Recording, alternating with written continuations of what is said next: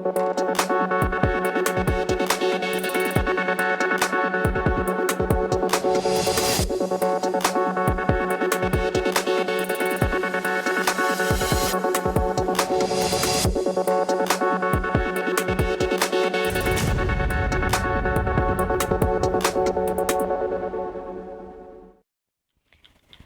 जन उत्तराखंड में आप सभी का स्वागत है। मैं हूं आपके साथ स्फूर्ति सिंह। खबरों की शुरुआत करेंगे, लेकिन उससे पहले एक नजर हेडलाइंस पर। सीएम धामी पहुंचे आपदा प्रभावित क्षेत्र सरखेत इलाके का किया दौरा। प्रभावित लोगों को बांटे राहत राशि के चेक। वहीं चारधाम यात्रा के लिए सिक्स सिग्मा मेडिकल टीम भी रवाना। चारधाम यात्रा जारी। उत्तराखंड के गंगोत्री और यमुनोत्री धाम में पहुंचे यात्री। मौसम बिगड़ने के साथ केदारनाथ के लिए यात्रा रजिस्ट्रेशन फिलहाल रोका।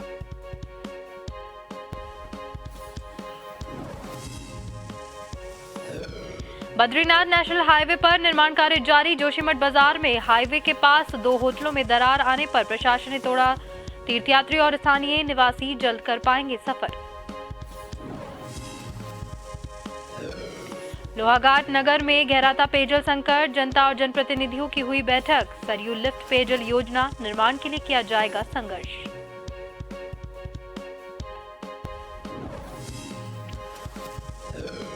और लक्सर में जहरीली शराब कांड के बाद हुई कार्रवाई का आंकड़ा। आबकारी अधिकारी ने छपाई कार्रवाई की जानकारी। 7,000 लीटर अवैध कच्ची शराब की गई बरामद।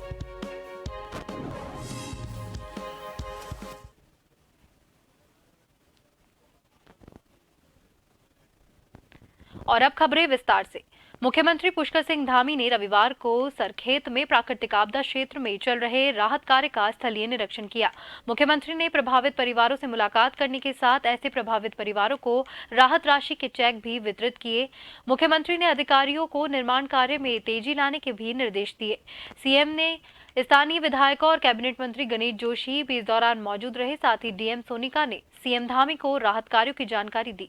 आपको बता दें कि अगस्त 2022 में देहरादून जिले के पास मालदेवता में बादल फट गया था, जिसके कारण क्षेत्र में भारी नुकसान पहुंचा था।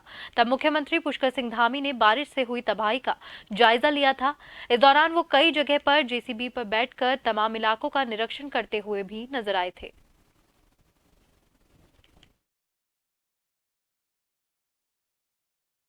आपदा के कारण से, अतिवृष्टि के कारण से, तेज बहाव के कारण से काफ़ी नुकसान हुआ इस क्षेत्र में। जनहानि भी हुई थी और साथ ही साथ जो मकान हैं, यहाँ की सड़कें हैं, अन्य जो हानियाँ हैं वो हानि भी हुई थी। तो इस क्षेत्र को पुनः मुख्य धारा में आए, उसके लिए सारे विभाग काम कर रहे हैं। वहीं लोगों का पुनर्वास हो, विस्थापन हो। आज 13 लोगों को जो है विस्थापन की ओर बढ़ाया गया है, उनको आज पट्टे भी दिए गए हैं। देखिए, सबसे पहले तो मैं मुख्यमंत्री जी का आभार व्यक्त करता हूँ। 19-20 अगस्त को जो आपदा आई थी और उसमें हमारे कुछ लोगों की जानें भी गई, 13 परिवार प्रभावित हुए। ये प्रदेश के अंदर ये पहला विस्थापन है जो इतनी जल्दी हुआ। उसके लिए मैं अपने जिलाधिकारी को भी, क्योंकि लगातार मामले को बरसू करता रहता हूँ, और आज उनको पट्टे व चेक यहाँ पर दिए गए हैं। और जहाँ तक आपने चैनलेशन की बात की है, जब मैं आ रहा था, मैं सीएम साहब से बात कर रहा था, अभी सचिव खनन से फ़ोन से बातचीत हुई है। हम उसका कोई वाया वीडियो निकाल कर शीघ्र ही इसमें चैनलिंग का हम काम शुरू कराएंगे। इस स्ट्रेच में जो हम लोगों की रिवर ड्रेजिंग की पॉलिसी है, जिसमें हम लोग पट्टे जारी करते हैं, तो उसमें कोई रिस्पांस आया नहीं, क्योंकि मैनुअली सब होना था। अब क्योंकि कोई रिस्पांस नहीं आया है और समय हमारे पास नहीं है, तो हम चैनलाइजेशन की कार्रवाई इसमें करेंगे। और एक बड़ी खबर इस वक्त की सामने आ रही है। रुद्रप्रयाग से बड़ा हादसा हो गया है। हेलीपैड पर चॉपर से उतरते वक्त हुआ हादसा। उत्तराखंड नागरिक उड्डयन विकास प्राधिकरण के वित्तीय नियंत्रक की मौत। वित्तीय नियंत्रक अमित सैनी की हादसे में हुई मौत। रुद्रप्रयाग हेलीपैड पर बड़ा हादसा।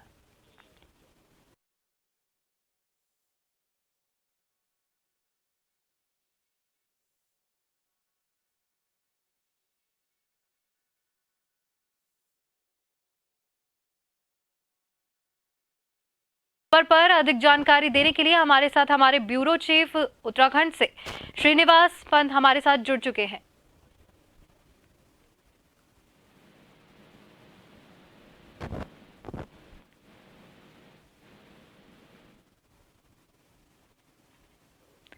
रुद्रप्रयाग में बड़ा हादसा हुआ है, जहां पर हेलीपैड पर यह हादसा हुआ है। उत्तराखंड वित्त नियंत्रक अमित सैनी की इस हादसे में मौत हो गई है। ज्यादा जानकारी के लिए हमारे साथ हमारे ब्यूरो चीफ श्रीनिवास जी हमारे साथ फोन लाइन पर जुड़ चुके हैं। श्रीनिवास जी, किस प्रकार से ये रुद्रप्रयाग में जो हादसा हुआ है, किस तरीके से ये घटना घटित हुई? बिल्कुल, स्फूर्ति आपको बताना चाहूंगा, एक बड़ी दुखद खबर इस समय उत्तराखंड से आई है। उत्तराखंड के रुद्रप्रयाग जिले से आई है। रुद्रप्रयाग जिले के हेलीपैड पर एक चॉपर से उतरते वक्त उत्तराखंड नागरिक उड्डयन विकास प्राधिकरण के वित्त नियंत्रक अमित सैनी थे। जब पीछे जो हेलीकॉप्टर के पीछे जो ब्लेड्स लगी होती है, जो पंखे लगे होते हैं, उनके कारण उनके साथ हादसा हुआ है और इस प्रकरण में उनकी एक दर्दनाक मौत यहाँ पर हो चुकी है। यानी एक बड़ा हादसा, जरूर उत्तराखंड को झकझोरने वाला हादसा इसको कहेंगे, क्योंकि उत्तराखंड लोक संपर्क विभाग में भी वो वित्त नियंत्रक के पद पर तैनात थे। उत्तराखंड नागरिक उड्डयन विकास प्राधिकरण के वित्त नियंत्रक के पद पर थे और वो बकायदा जो एविएशन कंपनियां जो हेलीकॉप्टरों का संचालन केदार धाम में करने वाली है, 9 ऐसी कंपनियां हैं, उनका निरीक्षण करने के लिए, परीक्षण करने के लिए वो हेलीपैड गए थे। लेकिन जब वो हेलीकॉप्टर से उतर रहे थे, उस दरमियान बकायदा ये हादसा हुआ है और इस बात की पुष्टि रुद्रप्रयाग के पुलिस अधीक्षक ने की है कि यह हादसा हुआ है। तत्काल मौके पर सूचना दी गई है, अलर्ट किया गया है। उसके बाद प्रशासन की टीम मौके पर पहुंची है, यूकाडा की टीम मौके पर पहुंची है और जो प्रशासन के अधिकारी है उन्होंने शिनाख्त की है और शिनाख्त करने के बाद ये जानकारी मालूम हुई कि परीक्षण के दौरान बकायदा हेलीकॉप्टर के जो पिछले वाले जो पंख होते हैं, उनकी चपेट में आने से वित्त नियंत्रक जो उत्तराखंड नागरिक उड्डयन विकास प्राधिकरण के में कार्यरत थे अमित सैनी, उनकी इस दुखद हादसे में उनका निधन हो गया है। जी, बहुत बहुत धन्यवाद श्रीनिवास जी आपका तमाम जानकारी हमसे साझा करने के लिए।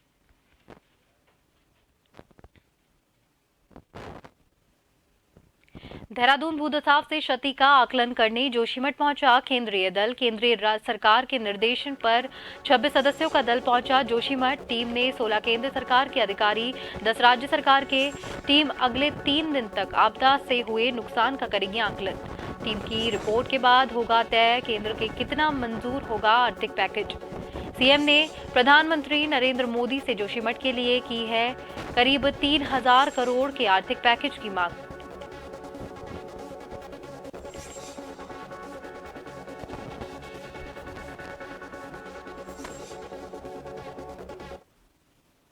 गंगा को छोड़कर सभी नदियों पर राफ्टिंग शुल्क किया गया माफ। सरकार ने राफ्टिंग का बढ़ाया है, 3 साल तक का माफ किया है शुल्क। स्थानीय लोगों को सहायक गतिविधियों में मिलेगा रोजगार। प्रदेश में अभी तक 526 से अधिक रिवर राफ्टिंग गाइड किया जाता था पंजीकृत। अब ऋषिकेश गंगा में रिवर राफ्टिंग के लिए देश दुनिया से आते थे पर्यटन।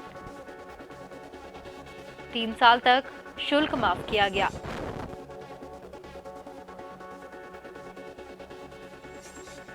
प्रदेश में अभी तक 526 से अधिक रिवर राफ्टिंग गाइड है पंजीकृत। ऋषिकेश गंगा में रिवर राफ्टिंग के लिए देश दुनिया से आते हैं पर्यटक।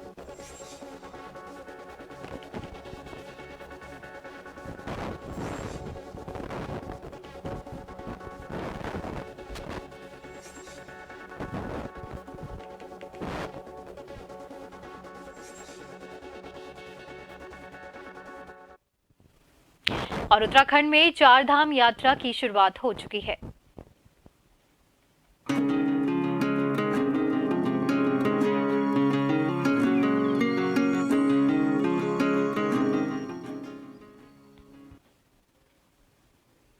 मुख्यमंत्री पुष्कर सिंह धामी ने मुख्यमंत्री कैंप कार्यालय से 6 सिग्मा मेडिकल टीम को बद्रीनाथ, रुद्रनाथ और हेमकुंड साहिब यात्रा में निःशुल्क मेडिकल सेवाओं के लिए रवाना किया। मुख्यमंत्री पुष्कर सिंह धामी ने कहा है कि श्री केदारनाथ और श्री बद्रीनाथ धाम में स्वास्थ्य सेवाएं उपलब्ध कराने के लिए 6 sigma high altitude medical service के लिए टीम बधाई के पात्र है। राज्य सरकार की ओर से धाम में दी जाने वाली सेवाओं के लिए चिकित्सा टीम को भी सभी सुविधाएं दी जाएगी, जिससे यात्रा में आने वाले श्रद्धालुओं को किसी भी प्रकार की कोई असुविधा का सामना ना करना पड़े। मुख्यमंत्री ने 6 sigma high medical service team के हाई में किए जा रहे कार्यों की सराहना की है।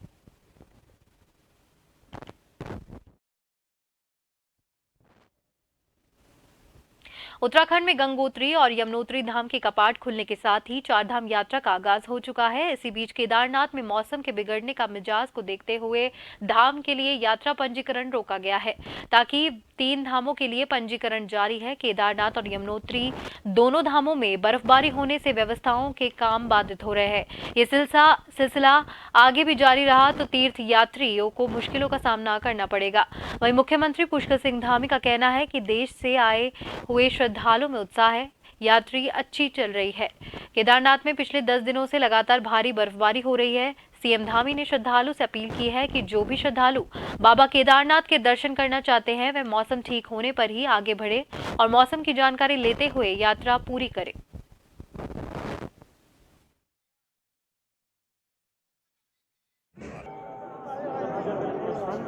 गंगोत्री और यमुनोत्री की यात्रा कल प्रारंभ हो गई है। कल दोनों के कपाट खुल गए हैं। मैं स्वयं वहां गया था। पूरे देश से आए हुए श्रद्धालुओं में एक जोश है, एक मैं कहूं कि आस्था श्रद्धा का एक बड़ा वेग वहां पर देखा जा सकता है, लोगों के अंदर देखा जा सकता है। यात्रा अच्छी चल रही है। 25 तारीख से भगवान बाबा केदारनाथ जी के कपाट भी खुल रहे हैं। 27 से भगवान बद्री विशाल के कपाट खुल रहे हैं, लेकिन केदारनाथ जी में पिछले 10 दिनों से लगातार उस मार्ग पर भारी बर्फबारी हो रही है।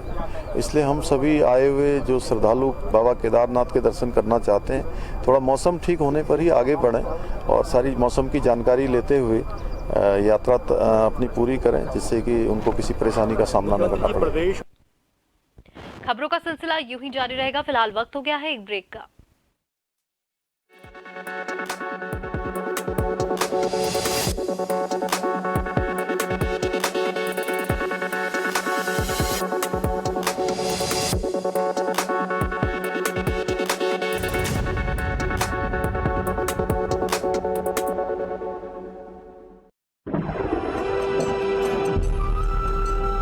देवभूमि उत्तराखंड प्यारी, स्वर्ग सरीखी लगती न्यारी, पावन 4 धाम की धरती, सारी सृष्टि नमन है करती। देवभूमि की पावन धरती पर एक बार फिर से अवसर आया है 4 धाम की यात्रा की पुण्य प्राप्ति का। 22 अप्रैल अक्षय तृतीया के पावन अवसर पर यमुनोत्री और गंगोत्री के द्वार श्रद्धालुओं के लिए खोले जा रहे हैं। इसके बाद श्रद्धालु 25 अप्रैल से बाबा केदारनाथ और 27 अप्रैल से पावन बद्रीनाथ धाम के दर्शन कर सकेंगे। 4 धाम यात्रा के लिए registration and tourist care .uk.gov.in, WhatsApp number 8394833833 और mobile app tourist care Uttarakhand के माध्यम से यात्रा का पंजीकरण करवा सकते हैं। होटल बुकिंग करवा चुके ऐसे यात्री जिनका वेब पोर्टल या मोबाइल ऐप के माध्यम से पंजीकरण नहीं हुआ, उत्तराखंड राज्य के ऐसे यात्री या होटल स्वामी टोल फ्री नंबर 1364 और अन्य राज्यों के यात्री 0135 1364 या 0135 3520 पर कॉल करके अपना पंजीकरण करवा सकते हैं। इन पंजीकरण की सुविधाओं के लिए 15 लाइन वाला कॉल सेंटर संचालित किया जा रहा है। पंजीकरण के बाद यात्रियों को दर्शन टोकन उपलब्ध कराए जाएंगे, जिससे यात्री निर्धारित समय पर सुगमता से धामों के दर्शन कर सके। पावन 4 धाम की यात्रा में केदारनाथ धाम के लिए हेलीकॉप्टर की विशेष सेवा भी शामिल है।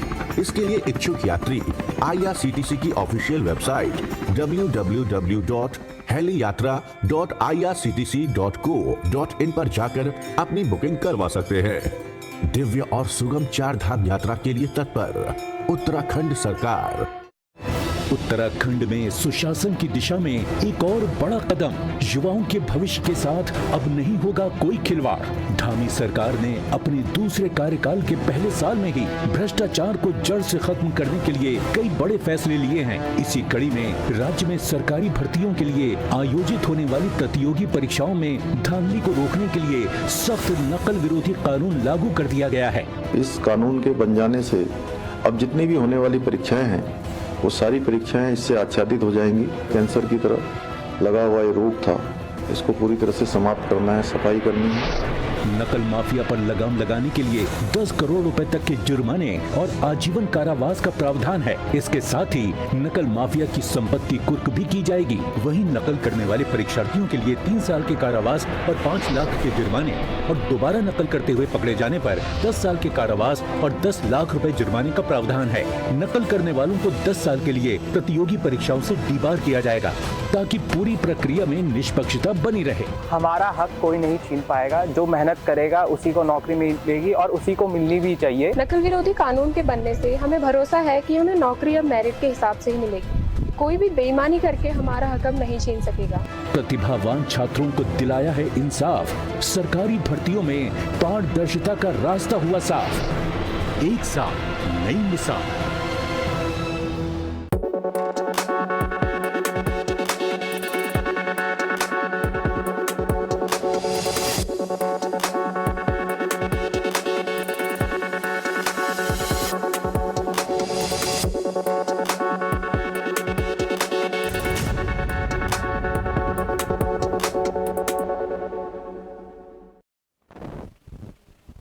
ब्रेक के बाद एक बार फिर से आप सभी का स्वागत है। चारधाम यात्रा को लेकर शासन प्रशासन ने व्यवस्था बनाने को लेकर सभी अधिकारियों को दिशा निर्देश दिया है। साथ ही मसूरी देहरादून मार्ग पर कोठाल गेट के निकट राज्य परिवहन निगम के अधिकारी सभी वाहनों की जांच करने के बाद ही यात्रियों को जाने की अनुमति दे रहे हैं।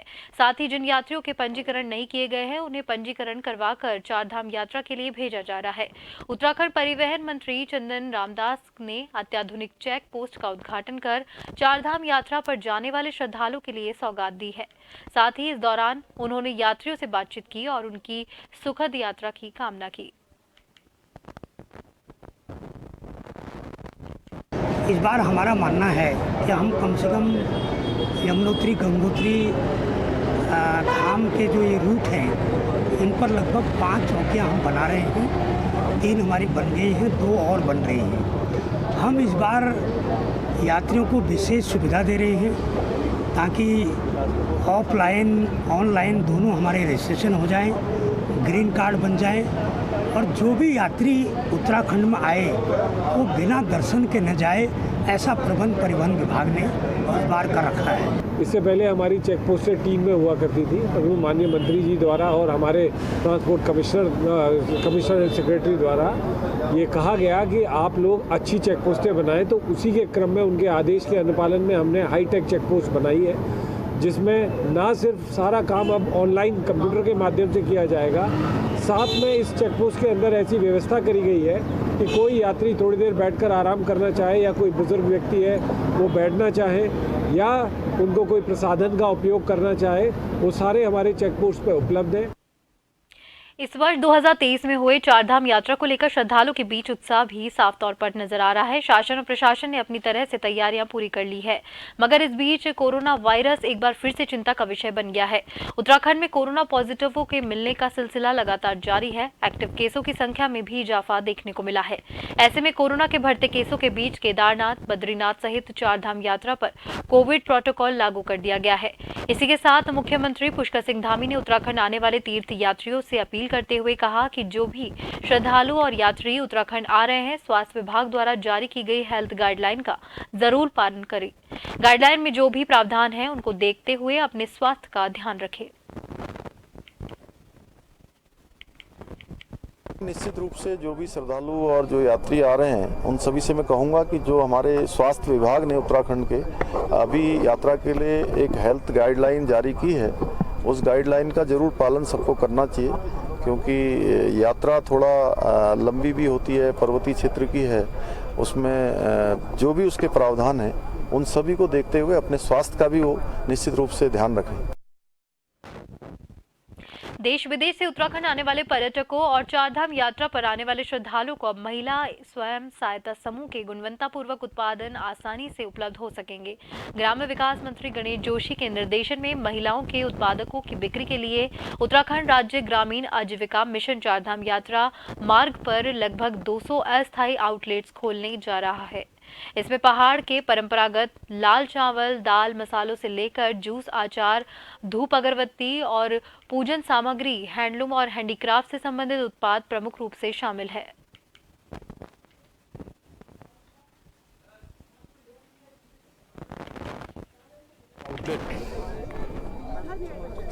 हम यात्रा रूट पर लगा रहे हैं, जिसमें हमारे जो समूह के उत्पाद हैं, जो हमारे मिलेट्स हैं, श्री अन्न है, उसको हम उसकी सेल उसमें करेंगे, उसका ज़्यादा से ज़्यादा प्रचार होगा। और वहीं क्योंकि हमारी घोषणा है कि 2025 में जो हमारा राज्य 25 साल का होगा, हम समूह की बहनों को लखपति दीदी बनाएंगे।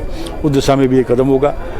12 जो स्टॉल हम उसके लगा रहे हैं, हॉर्टिकल्चर के लगा रहे हैं, वो दिन रात सुबह 6 से लेकर रात 10 बजे तक खुलेंगे। उसमें 2 बारी में काम होगा। तो लगातार हमारी कोशिश है कि हमारे उत्पादों को ज़्यादा से ज़्यादा लोगों तक पहुँचाया जाए।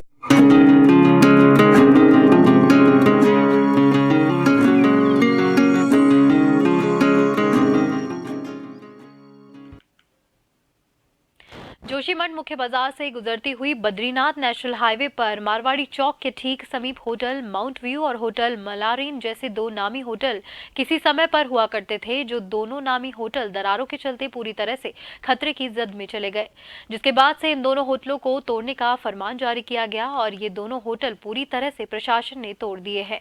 बड़ी राहत की बात यह है कि इन दोनों होटलों के ठीक समीप बद्रीनाथ नेशनल हाईवे गुजरती है। दोनों होटलों को तोड़ने के बाद बद्रीनाथ नेशनल हाईवे पूरी तरह से इन दोनों होटलों के समीप पूरी तरह से क्षतिग्रस्त हो गया था, जिसके चलते आजकल इन दोनों होटलों के समीप बद्रीनाथ नेशनल हाईवे का निर्माण कार्य बहुत ही तेजी से किया जा रहा है। बता दें कि अब दिन दूर नहीं जब इन होटलों के समीप गुजरने वाले बद्रीनाथ नेशनल हाईवे पूरी तरह से तैयार हो जाएगी और तीर्थयात्री से लेकर स्थानीय लोगों के वाहन इन जगह से फर्राटे भरकर फिर एक बार फिर से दौड़ेंगे।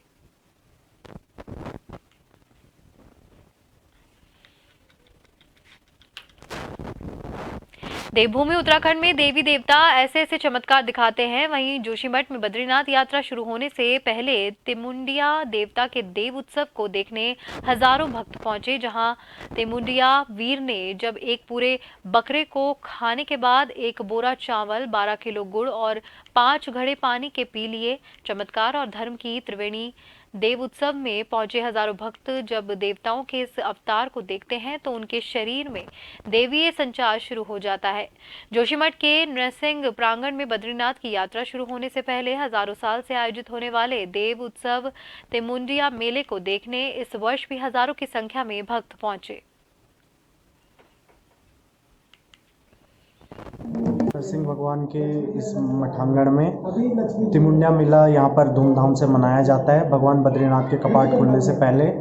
और अच्छी यात्रा के लिए, निर्विघ्न यात्रा के लिए इस मेले को यहाँ पर हर प्रत्येक वर्ष किया जाता है। और यहाँ पर तिमुंडिया मेला जो होता है, दूर दूर से यहाँ पर लोग देखने आते हैं। भगवती नव दुर्गा के वीर के रूप में तिमुंडिया वीर को जाना जाता है और उनको देखने, उनकी शक्ति को, देव शक्ति को प्रत्यक्ष यहाँ पर महसूस करने।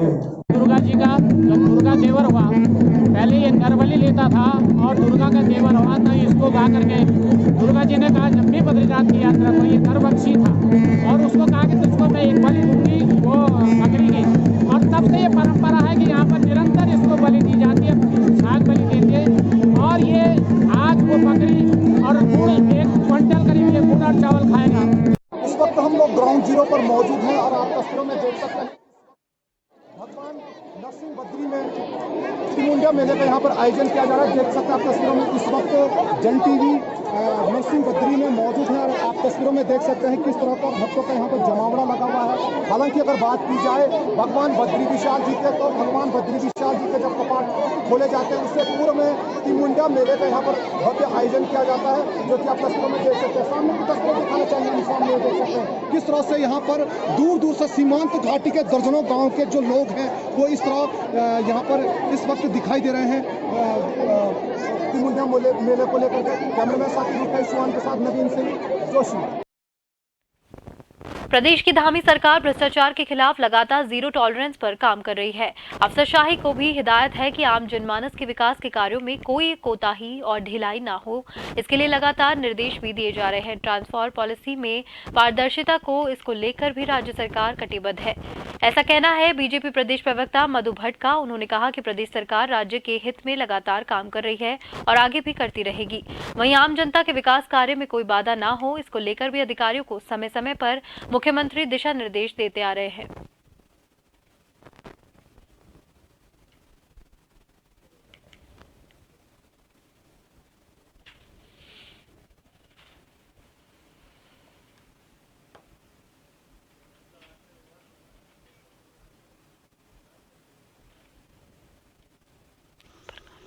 जी बिल्कुल, निश्चित रूप से माननीय श्री पुष्कर सिंह धामी जी जिस प्रकार से भ्रष्टाचार पे लगातार कड़ा प्रहार कर रहे हैं, बिल्कुल उन्होंने कहा है, अफसरों को सख्त निर्देश दिए हैं कि कहीं भी कोई भी कार्य में कोई ढिलाई, कोई कोताही नहीं बरती जाएगी। आपने देखा होगा कि उन्होंने तुरंत ट्रांसफर जो पॉलिसी है वो बिल्कुल एक किस्म से जीरो टॉलरेंस के साथ वो काम कर रहे हैं, और कोई भी किसी भी प्रकार का कोई भ्रष्टाचारी हो, अगर वो कहीं संलिप्त पाया जाता है खुद, तो वो सीधे जो है जेल की सलाखों के पीछे भेजने का काम अगर किया है तो माननीय श्री पुष्कर सिंह धामी जी ने किया है। बिल्कुल निश्चित रूप से उत्तराखंड खंड को हम बिल्कुल एक मैं कहूँगी भ्रष्टाचार मुक्त हम इसको राज्य इसको बनाने जा रहे हैं। इसमें देखिए, मुख्यमंत्री धामी लगातार जो जुमलेबाजी कर रहे हैं और जो घोषणाएं वो करते हैं उस पर तो सरकार आज तक खरी उतरी नहीं है। लगातार वो ब्यूरोक्रेसी पर नियंत्रण करने की बात कर रहे हैं, क्योंकि ये मामला उसी से जुड़ा है कि जनता के काम तभी तो समय से पूरे होंगे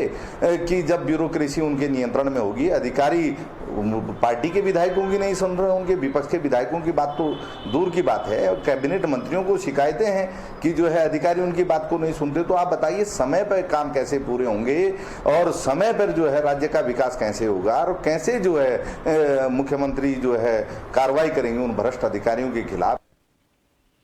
इसी के साथ जन उत्तराखंड में फिलहाल के लिए इतना ही। मुझे दीजिए इजाजत। नमस्कार।